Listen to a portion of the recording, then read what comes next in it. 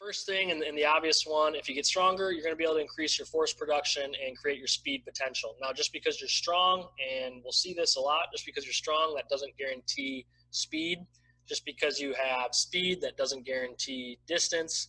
But there's kind of a order that these things go in. It's hard to create speed without having strength and good force production, and it's hard to have distance if you don't have some speed. It doesn't guarantee distance, but it's really, really hard to have distance you want if you can't generate that speed and that good, efficient golf swing. Another very underrated thing about strength is this is where a lot of golfers are going to lose their posture. We talked about first week, we talked about posture and setting up the ideal posture and trying to set yourself up for success. Now strength is where, as you start moving your body and you have to go through this crazy dynamic of something's supposed to be stable, something's supposed to be moving, and I'm supposed to be moving my body 3-dimension. If you don't have that strength, it makes it really easy for the body to take the path of least resistance, and you're going to end up coming out of your posture and change some of those original posture lines that you set up with. That leads to inconsistency. Obvious one again, takes stress off of your back and other key joints. So, there's an element of overdoing things, certainly.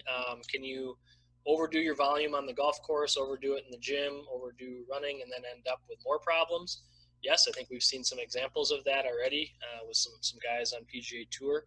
But ultimately, if you do it right, you do it well, and it's programmed appropriately, and it's kind of working around your season or working around the key times when you want to play, it should really help take stress off the back and other joints.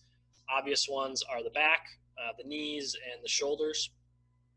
And the more you can get some key areas taking on strength or taking on stress and doing their job, the less likely the stress is to fall onto joints, which can cause breakdown or pain over time, ligaments, which obviously hopefully you're not having that big of an issue that you're tearing a ligament or something out on the course, but that's really what it's going to help us do.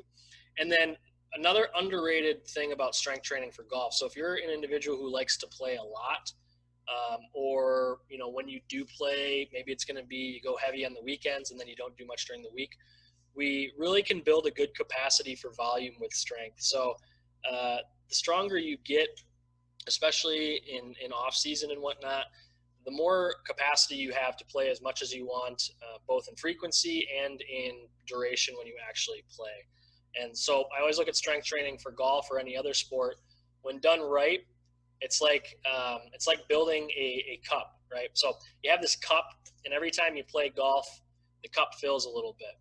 The stronger you can get and the bigger capacity you can build, that cup gets bigger and bigger and bigger, so that every time you play golf, you're filling in water, but you're never really overflowing the cup.